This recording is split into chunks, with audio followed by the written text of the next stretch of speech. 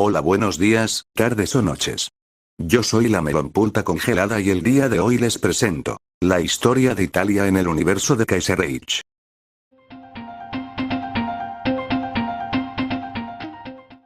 Tras el armisticio de Venecia y el fin de la Weltkrieg en Italia, la República Italiana fue proclamada en Milán, Florencia y Turín por furiosos nacionalistas, republicanos y socialistas, todos ellos decididos a expulsar a los temerarios saboyanos. Se creía ampliamente que la Casa de Saboya había incumplido su deber de proteger al país, tras haberlo conducido a una guerra imposible de ganar con Austria-Hungría. Se permitió a los austríacos guarnecer Lombardía y Venecia hasta la firma de un tratado que pondría fin formalmente a la guerra, por lo que fue más allá de esta zona militarizada donde comenzaron las protestas. Cuando se anunció el armisticio, nacionalistas, socialistas y republicanos de Milán, Turín y Florencia denunciaron a la Casa de Saboya por llevar a la nación a la ruina y declararon la República el 7 de agosto. El centro y el norte de Italia estaban sumidos en el caos y las guarniciones realistas luchaban por mantener el orden frente a la república clandestina. Se produjeron levantamientos populares por toda Italia, y en ocasiones los regimientos amotinados se dividieron y lucharon entre sí. La capital republicana, Milán, fue rápidamente invadida por las fuerzas de ocupación austriacas, atrapadas en el conflicto.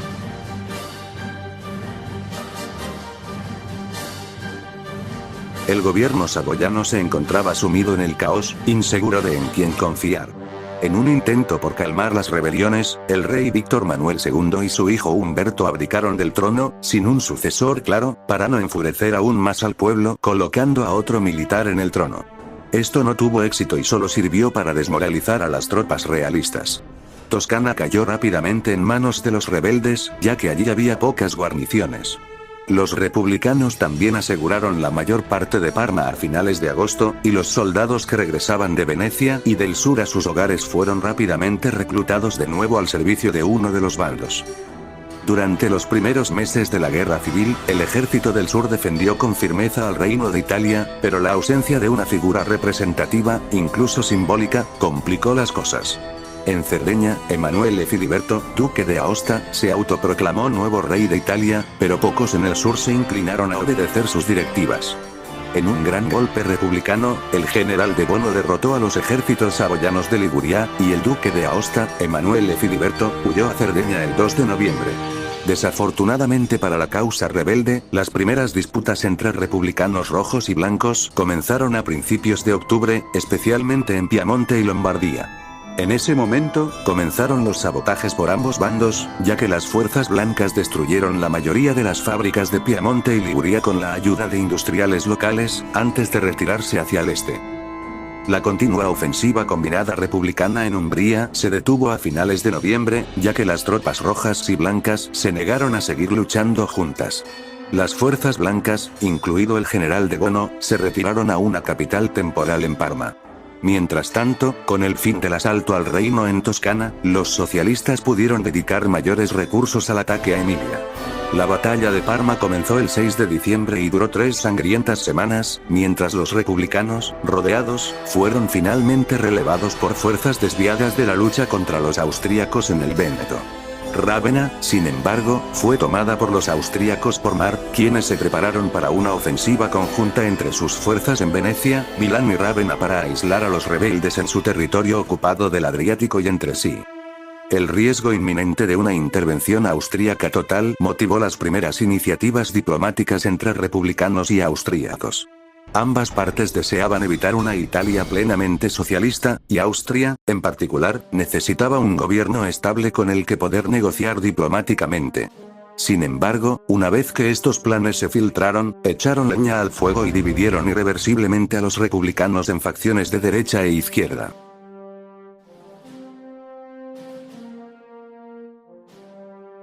Mientras tanto, comenzaron los preparativos socialistas para un ataque. La dirección socialista ansiaba poner a prueba a sus nuevas guardias rojas, formadas con las milicias socialistas improvisadas y entrenadas por exoficiales italianos y asesores franceses. A medida que el frente contra los recién delineados blancos se estabilizaba en el norte, se enviaron guardias rojas para reforzar las milicias que se estaban reuniendo en Toscana para un ataque, Operación Garibaldi, con el fin de tomar Roma y aplastar la capital de Italia y al Papa antes de que los voluntarios extranjeros pudieran llegar a Roma. Sin embargo, los soldados realistas habían tenido tiempo de prepararse para el ataque y habían preparado trincheras y bases avanzadas a lo largo de una línea defensiva que se extendía desde Roma, pasando por Ascoli Piceno, hasta Ancona. Cuando el ataque se produjo el 15 de enero, vino acompañado de una terrible tormenta que cegó a los defensores y permitió a los socialistas romper las líneas desastrosamente en Ascoli Piceno, lo que provocó la caída de Ancona a finales de enero. Los defensores intentaron desviar la línea hacia el oeste para contrarrestar la invasión socialista en el Mezzogiorno.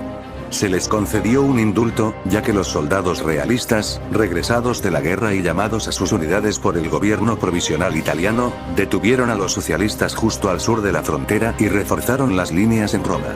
Los socialistas intentaron continuar la operación Garibaldi con un asalto naval a Civitavecchia, el puerto de Roma, pero fueron repelidos con escasas pérdidas. Todas las ofensivas importantes socialistas en el sur se detuvieron el 3 de mayo. A medida que la guerra civil continuaba y el reino era expulsado de las Marcas y la Toscana por los socialistas, los generales que dirigían la guerra comenzaron a comprender que, sin intervención externa, sus fuerzas, cada vez más desintegradas, no podrían contener a los rebeldes.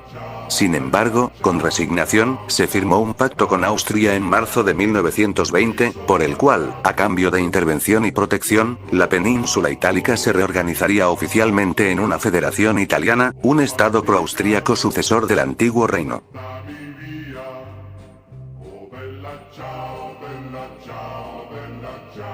Tras el fracaso de la Operación Garibaldi, los socialistas no intentaron más ofensivas importantes, conformándose con avanzar poco a poco contra los republicanos en Romaña. Los austríacos se prepararon para intervenir en favor de sus nuevos aliados. Sin embargo, en ese momento, el esfuerzo necesario para sostener las diversas ocupaciones austríacas en Serbia, Montenegro, Rumanía, Ucrania e Italia comenzaba a quebrar al ejército austrohúngaro. Aún así, la guerra a pequeña escala continuó durante mes y medio, mientras todos los bandos se preparaban para la rumoreada ofensiva socialista. El 18 de mayo, finalmente llegó. Decenas de miles de milicias socialistas y la Guardia Roja lanzaron enormes ataques contra los republicanos, expulsándolos del Piamonte, Romaña y Emilia. El 22 de mayo, los gobiernos republicano, real y del CUT firmaron un pacto limitado contra los sindicalistas en Treviso. Los términos exactos del reconocimiento diplomático y los vínculos se decidirían tras la derrota de la República Socialista, aunque presumiblemente seguirían los lineamientos de una federación. Las tropas austrohúngaras avanzaron al frente desde sus posiciones en los Alpes y el Véneto y apenas lograron detener el avance de los socialistas en el Milagro del Po, destruyendo varios puentes con ataques aéreos y de artillería, aislando así al SRI del territorio republicano. Ninguno de los dos bandos emprendió más ofensivas. A finales de julio se firmó un armisticio que puso fin a los combates. Tras el cese del fuego temporal de la guerra civil, la Entente obligó al rey Manuel Filiberto a unirse a la Federación Italiana como rey del estado miembro de Cerdeña-Piamonte. El gobierno del rey Emanuele Filiberto, aunque de hecho formaba parte de la federación y por lo tanto no estaba formalmente capacitado para llevar a cabo relaciones diplomáticas con potencias extranjeras, no obstante aseguró en privado a la Entente que la alianza entre las casas de Saboya y Windsor seguiría vigente y ofreció asilo a los blancos franceses que huían de la guerra civil que también ocurría en Francia. En el sur, las fuerzas aún leales al Reino de Italia se retiraron rápidamente al Mezzogiorno después de que Umbría se convirtiera en un campo de batalla entre las dos repúblicas, pero estas fuerzas regulares demostraron ser más que suficientes para las ofensivas republicanas. Mientras la sede del Papa estaba a punto de caer, numerosos asaltos fallidos a Civitavecchia y al frente sur de Abruzos, así como la amenaza de una contraofensiva austríaca en la región del Po, tras el Milagro del Po, acabaron con las esperanzas socialistas de conquistar el sur. Si bien las ofensivas fallidas debilitaron la capacidad de la República Socialista para imponer su dominio por la fuerza, la opinión general de los italianos era que los antiguos aliados de los socialistas en Milán eran títeres austríacos, lo que contribuía a cimentar la legitimidad sindicalista. Se considera que el sur necesita liberación, aunque la cuestión papal sigue siendo hoy motivo de debate entre los socialistas. Los 3 congresos generales del SRI hasta la fecha han supervisado diversos cambios en su estructura para asemejarse más a su república hermana francesa, y en muchos sentidos funcionan de la misma manera.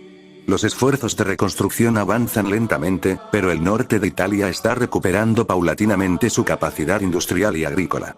El sabotaje de las tropas republicanas en retirada dejó inoperativos muchos astilleros y fábricas militares durante gran parte de la guerra civil, pero para la década de 1920 la situación había cambiado, y en el Congreso de 1931 se propuso un programa de expansión de la Marina, ya que pocos, o ninguno, buques de combate u oficiales en condiciones de navegar se unieron al SRI.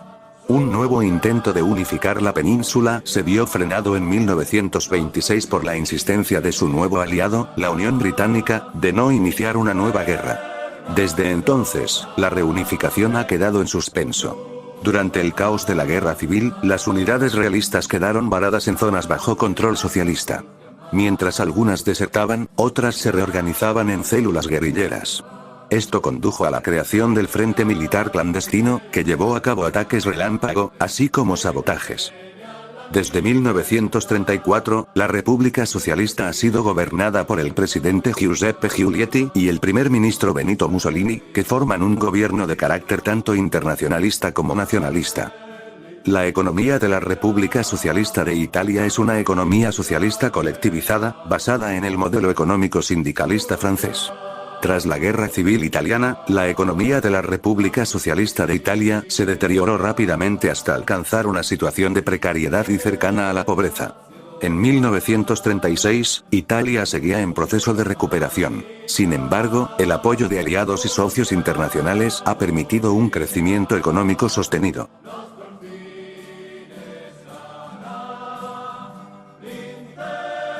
El Tratado de Trieste de 1920 puso fin a la guerra en Italia, y los estados pontificios y el reino de las 2 Sicilias reaparecieron en los mapas de Europa. Lo que siguió fue paz, calma y prosperidad, al menos en comparación con el resto de la península. Los fieles del reino votaron porque el Parlamento y el gobierno de su majestad estuvieran en manos de Luigi Sturzo y su Partido Democrático Cristiano, cuyos ideales de democracia cristiana atrajeron a votantes de todo el espectro político. Las ideas que sustentaban este movimiento emergente se consolidaron durante la Weltkrieg y la Guerra Civil, y el partido se fundó en 1921 con la autorización directa de su santidad el Papa Benedicto XV. El Reino de las 2 Sicilias fue el primer estado italiano en declarar su independencia de la Federación Italiana durante el pánico bélico de 1925-1926, cuando la República Socialista, alentada por su nuevo aliado en la Unión Británica, se movilizó para atacar a los estados del Mezzogiorno. Austria-Hungría, aterrorizada por otra guerra, dio marcha atrás y retiró sus tropas del sur. Furiosa, Nápoles se retiró de la Federación, seguida pronto por Cagliari.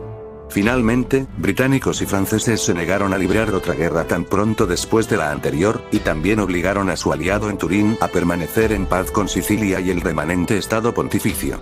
Desde entonces, las 2 Sicilias se han mantenido neutrales en la esfera internacional, pero muchos creen que pronto se unirán a una alianza europea.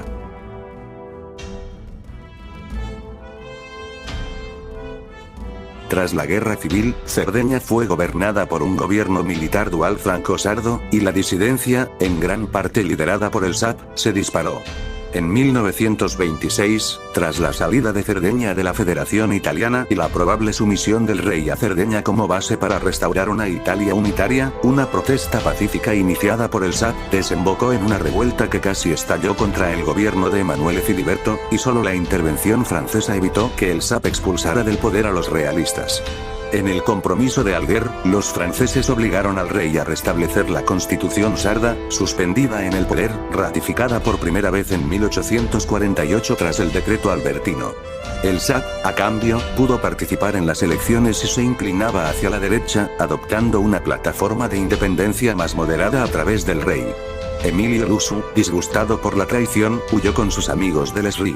En las primeras elecciones de 1927, el SAP obtuvo la mayoría de los votos, uniendo a muchos sardos nativos.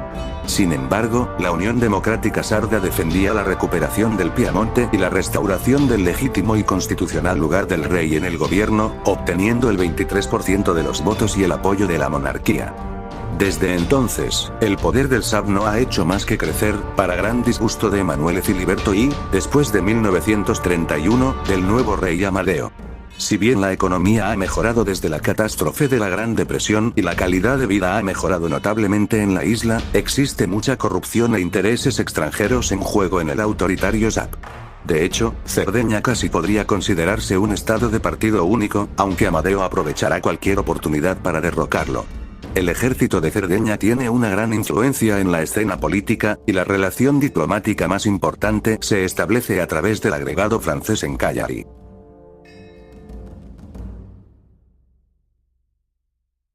Desde la Guerra Civil, la República Italiana se ha reconstruido lentamente.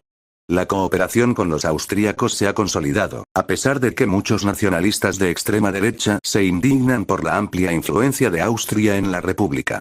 La Asociación Nacionalista Italiana, en particular, critica a menudo la influencia austríaca.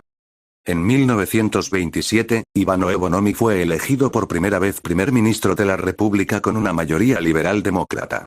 Su gobierno supervisó la transición a la República y recuperó el poder en 1932. Sin embargo, no fue una victoria aplastante, por lo que tuvo que formar una coalición con la Lega Democrática Riformista, dirigida por Carlo Rossi.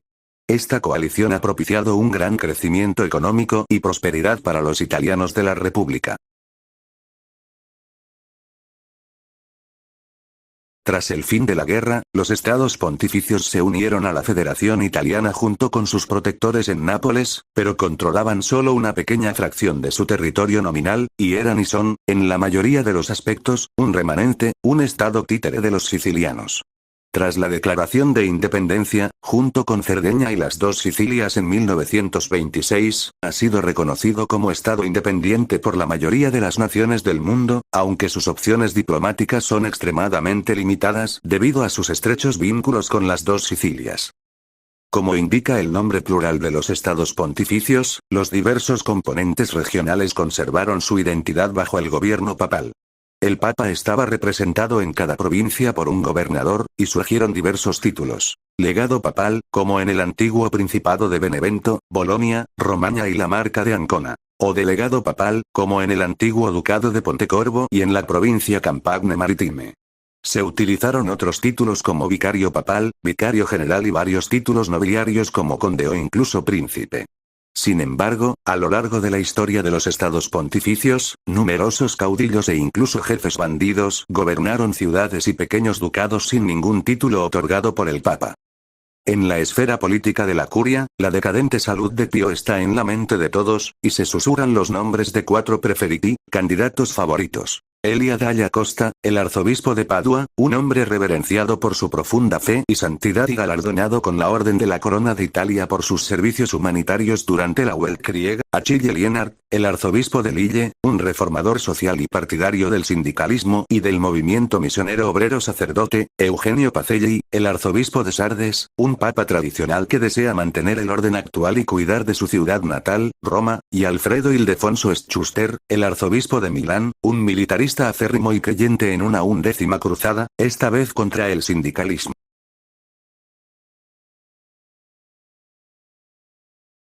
Gracias por llegar al final de este video, te agradecería demasiado que dejes tu like y te suscribas.